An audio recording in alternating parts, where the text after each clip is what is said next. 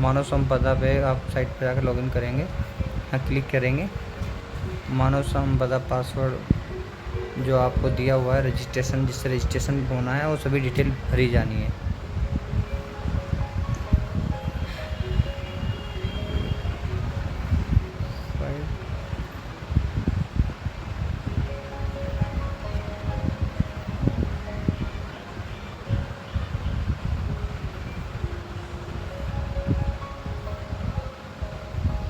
Login हुआ आपका, देख ही रहे होंगे आप।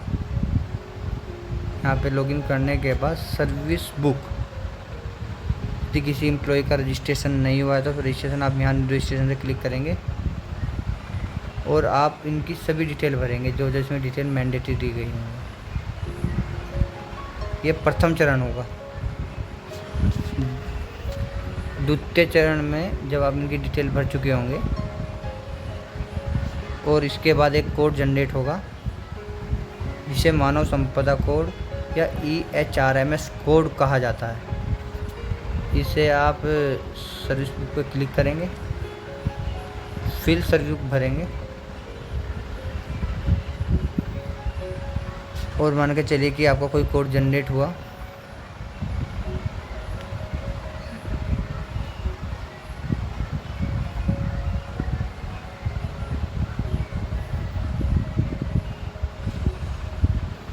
आप यहाँ जाकर एक कोड डालेंगे 830 294।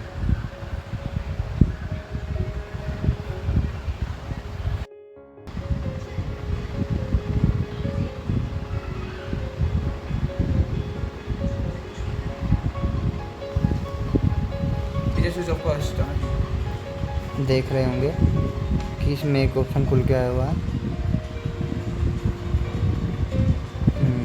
है ना।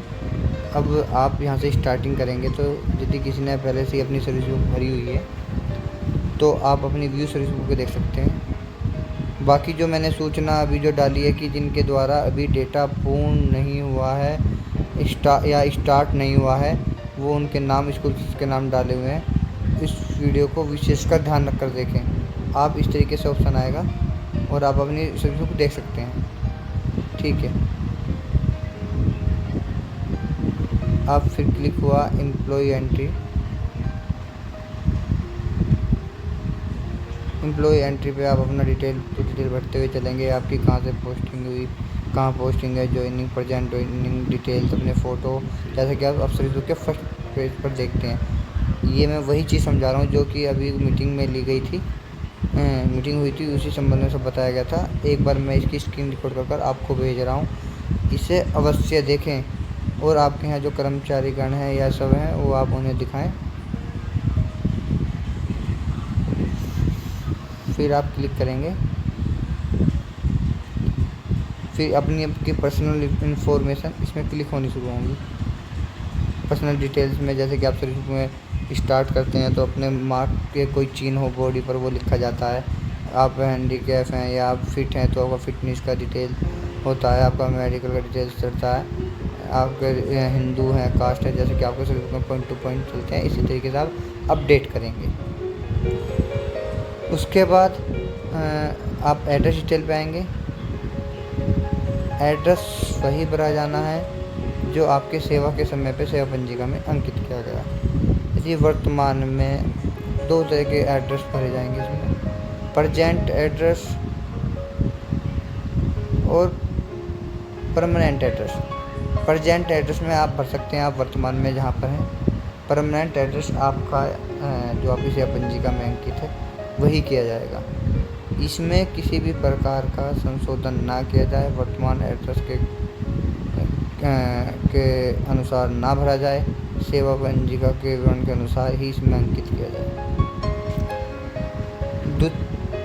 फिर आता है इनिशियल ज्वाइनिंग। इनिशियल ज्वाइनिंग आपकी पूर्व में जो सेवा रही, मान के चलिए आप ट्रांसफ़र होकर यहाँ पर आए हैं जनपद हापुड़ में, उससे पूर्व आप किसी भी जनपद में होंगे तो किस पद पर होंगे या प्रमोशन हुआ है आपका इस समय, तो ऐसी आपकी करंट डिटेल, मतलब जो आपकी पूर्व की ज्वाइनिंग है वो इसमें डिस्प्ले की जानी है।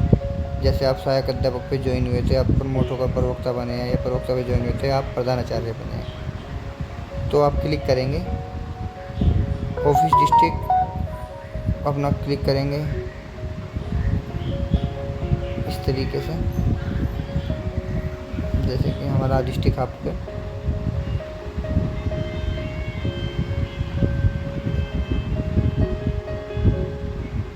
आप, फिर हमारा ऑफिस लेवल क्या है। जब आपकी पोस्टिंग, यदि आप शिक्षक हैं तो आपकी पोस्टिंग स्कूल में हुई होगी। शिक्षणेतर कर्मचारी, यदि राज्य कर्मचारी हैं तो कुछ लोग सीधे कार्यालय में भी होता है, और किसी का विद्यालय में भी होता है। तो यदि आप जिस जहाँ पे संस्था में, उसी हिसाब से भरेंगे। मान के चलिए कि आपकी विद्यालय में पोस्टिंग हुई है, फिर आपका विद्यालय ओपन होगा, किस विद्यालय में हुई है सब विद्यालय को खोलेंगे। ठीक है, यदि आपकी हापुड़ के सिवा किसी और जनपद में हुई होती, जैसे क्लिक किया, किसी और जनपद में खोलेंगे, उसी जैसे कि जौनपुर हुआ तो उसी के विद्यालय यहाँ ओपन होंगे। ठीक है, फिर आपकी अपॉइंटमेंट डेट, जो आपको नियुक्ति पत्र निर्गत हुआ होगा वो डेट, आपकी जो अपॉइंटमेंट हुआ है मतलब वो पत्र होगा। फिर आपकी एक ज्वाइनिंग डेट होगी, जब आप ज्वाइनिंग हुए, ज्वाइनिंग डेट लिखी जाएगी। कन्फर्मेशन, यदि आपका स्थायीकरण जो हुआ है वो डेट लिखी जानी है। कौन सा क्लास, 3rd पे हुआ है, 4th पे हुआ है, 2nd पे हुआ है, वो लिखा जाना है। इनिशियल डिजिग्नेशन, मतलब उसमें आपकी पोस्टिंग क्या थी, सहायक अध्यापक थे, प्रवक्ता थे, वो लिखा जाना है। आप एम्प्लॉय टाइप में जाएंगे, वहाँ अपने टाइप भरे जाने हैं। आप टाइप रेगुलर हैं, एडोक हैं, पर मुख्यतः इसमें रेगुलर एम्प्लॉय का ही भरा जाना है। अन्य आप गजेटेड हैं, नॉन गजेटेड हैं, ये डिटेल भरी जानी है। आपकी अपॉइंटिंग अथॉरिटी क्या है, जैसे कि राजकीय में डायरेक्टर हैं, शासकीय में मैनेजर हैं, तो आप मैनेजर क्लिक करेंगे। यहाँ कन्फ्यूजन कुछ लोगों को यहाँ आकर होता है कि जैसे एहसास के विद्यालय के लोग, एहसास के विद्यालय के जो कर्मचारीगण हैं, उनके यहाँ समस्या आती है। तो यहाँ पर से उत्तर प्रदेश सेवा चयन बोर्ड का कोई भी बिंदु नहीं है, तो आप अदर पे सेलेक्ट करेंगे। बाकी हमारे राज्य का यूपीएससी में जो क्लरिकल भर्ती होती हैं, ठीक है, यूपीएससी या यूपीएससी जो भी है, आप इस तरीके से क्लिक करेंगे। ठीक है, अपनी डिटेल भरेंगे। डिटेल एक्यूरेसी के साथ भरी जानी है, क्योंकि ये आपका सेवा विवरण है, आपके सेवानिवृत्त होने तक काम आएगा। मुख्यतः इस तरीके से आपकी अपनी किस पे, उस समय आप 6 पे कमीशन में थे या 5 पे कमीशन में थे जब आपकी पोस्टिंग हुई, तो उस समय का लिखा जाना। ठीक है, अब आते हैं हम एजुकेशन डिटेल्स। आपकी जो क्वालिफ़िकेशन, जो आपकी सेवा के समय थी, या फिर आपने विभाग में आने के उपरांत क्वालिफ़िकेशन दी है, परंतु वो क्वालिफ़िकेशन जो अनुमति आपके नियोक्ता द्वारा दी गई है, उसी की का सेवा विवरण इसमें भरा जाना है। अन्यत्र आपके द्वारा बिना परमिशन के कोई भी क्वालिफ़िकेशन की गई है, उसमें कोई रिकॉर्ड अंकित नहीं किया जाएगा। ठीक है, आपका क्लास, हाई स्कूल, इंटर, आप हाई स्कूल से स्टार्ट करेंगे, फिर इंटर भरेंगे, फिर आपका ग्रेजुएशन, पीएचडी, जो भी आपकी डिग्री रही है। ठीक है, इसी तरीके से आप चलते रहेंगे। फिर आपका subject, percentage, passing year, mark of percentage, passing year, और आप इसे इस तरीके से जाकर डेटा सेव करेंगे। ठीक है, जैसा कि आपने देखा होगा कि यहाँ high school, inter, BSc, MSc, जो भी आपकी टीचिंग क्वालिफिकेशन है इसके आधार पे होगा, वही किया जाएगा। ठीक है, इसी तरीके से फिर आपकी एड्रेस हो गया, इनिशियल हो गया, एजुकेशन की डिटेल मैंने आपको बता दी। ट्रेनिंग, यदि आपने विभाग द्वारा आपको यदि कोई ट्रेनिंग की गई है तो आप उसे भरेंगे। उसके बाद जैसा कि आपको देख रहे हैं, मैं ट्रेनिंग के बारे में बताता। ट्रेनिंग इन्फॉर्मेशन, यदि आपने कहीं जहाँ भी आपकी ट्रेनिंग हुई होगी विभाग द्वारा, ट्रेनिंग का नाम, इंस्टीट्यूशन का नाम आप भरेंगे। फैमिली डिटेल्स आप भरेंगे कि आपके फैमिली में अपने कौन मेंबर हैं, जैसे कि आप ये भरे हुए हैं। बाकी मैं आपको दिखा देता हूँ कि आपके फैमिली डिटेल्स में जाइए, नाम, रीजन, उनका आधार, उनका आधार नंबर, और इनके डेट ऑफ बर्थ जो मैंडेटरी हैं, आप वही पॉइंट भरिएगा, है ना। ठीक है, उसके बाद आप सेव कर देंगे।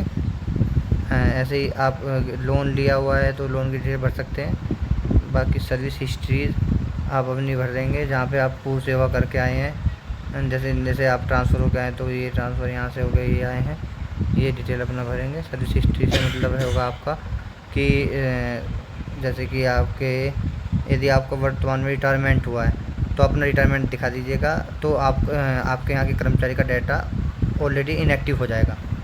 फिर वो शो नहीं करेगा, वो शो तो करेगा पर वो डाटा इनएक्टिव यानी हट जाएगा एक तरीके से। डेथ हुई है तो हट जाएगा।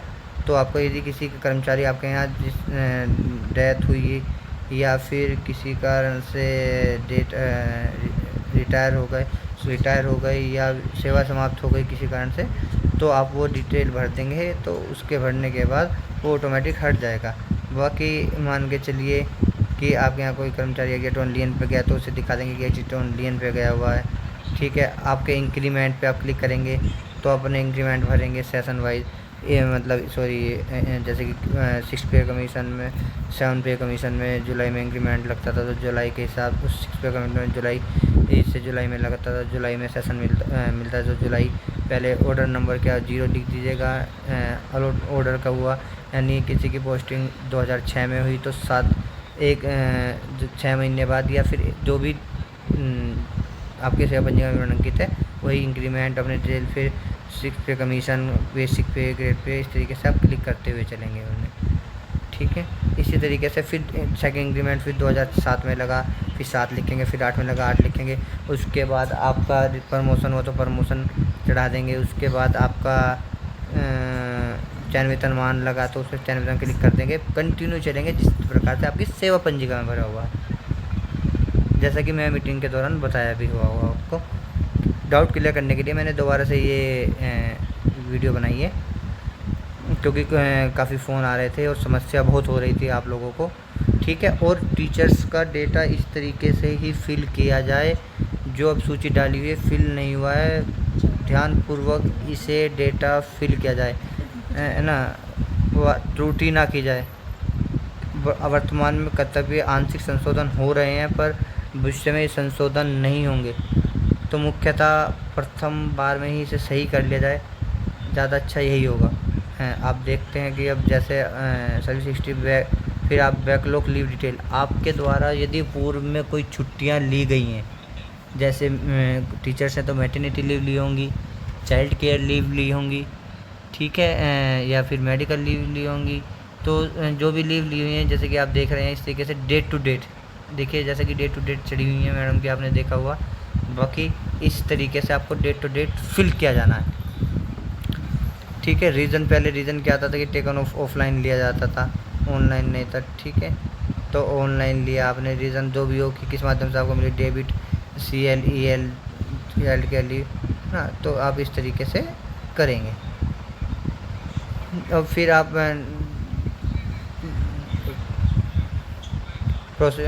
Employ department proceeding,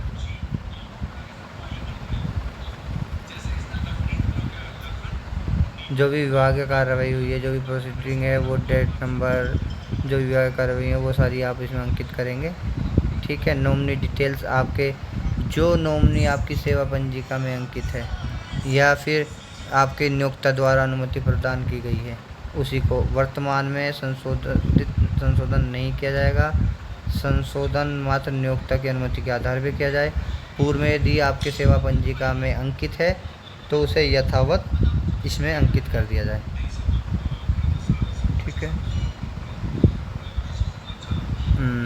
award detail, जैसे कि मान के चलिए आपको राज्य पुरस्कार, राष्ट्रीय पुरस्कार, किसी भी अवार्ड आपको प्राप्त हुआ है ना, तो उसमें अवार्ड की डेट एंड डिस्क्रिप्शन और नेचर।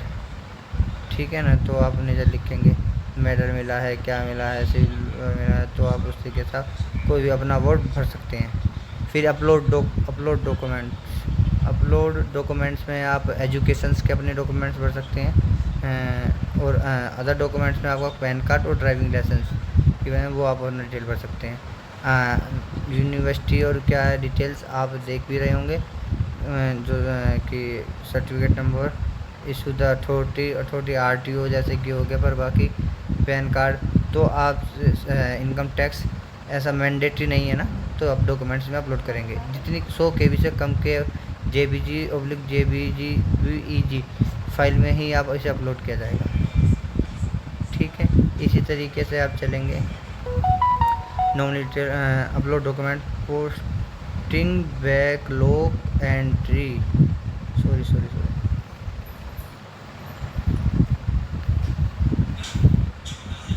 पोस्टिंग बैकलॉग एंट्री में आप इस डेट से इस डेट तक आपकी ये इस डेट से इस डेट तक आप यहाँ रहे, इस डेट से इस डेट तक आप यहाँ रहे, वहाँ से रिलीव होकर आप यहाँ, तो आपकी ऐसी ही डिटेल आप फिल करेंगे। पुरानी डिटेल जैसे कि आपकी पोस्टिंग यहाँ पर हुई, यहाँ पर आपकी इनिशियल ज्वाइनिंग, यहाँ पर आपकी रिलीविंग, फिर आप चलेंगे, फिर वहाँ पर जहाँ से आप रिलीव, जहाँ के लिए आप रिलीव हुए हैं कि यहाँ के लिए, फिर ऐसे ही यहाँ पे आके फिर ज्वाइनिंग, फिर रिलीविंग, फिर यहाँ से डिलोगे, यहाँ आपने ज्वाइन किया तो वो ज्वाइनिंग और रिलीविंग, इसी प्रकार से आपकी डिटेल भरी जानी है।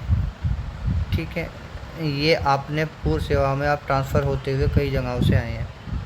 ज़्यादातर एसएस के विद्यालयों में तो 1 या 2 विद्यालयों में मुख्यतः ट्रांसफ़र होते हैं, अन्यथा स्थायी एक ही जगह रहकर सेवा में रहते हैं, तो ज़्यादा डिटेल भरने की आवश्यकता नहीं होती। परंतु राज्य के कर्मचारियों के लिए मुख्य ये बिंदु इसलिए है कि उनके ट्रांसफ़र भिन्न भिन्न जगहों पर, भिन्न भिन्न जनपदों पर समय समय पर होते रहते हैं।